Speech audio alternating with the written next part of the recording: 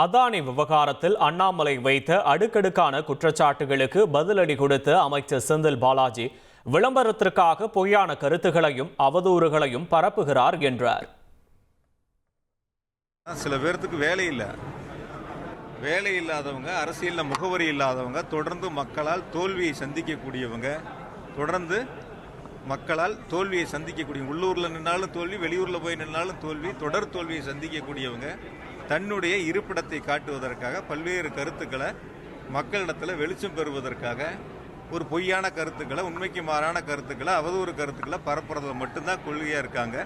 அந்த அவதூறு கருத்துக்களை பற்றி நாங்கள் கவலைப்பட வேண்டிய அவசியம் இல்லை. பக்குவப்படாதவங்க, அரசியலில் முதிர்ச்சி அந்த நிலைக்கு வராதவங்க, அரசியலுக்கு தகுதி இல்லாதவங்க இது போல வார்த்தைகளை தான் பயன்படுத்துவாங்க.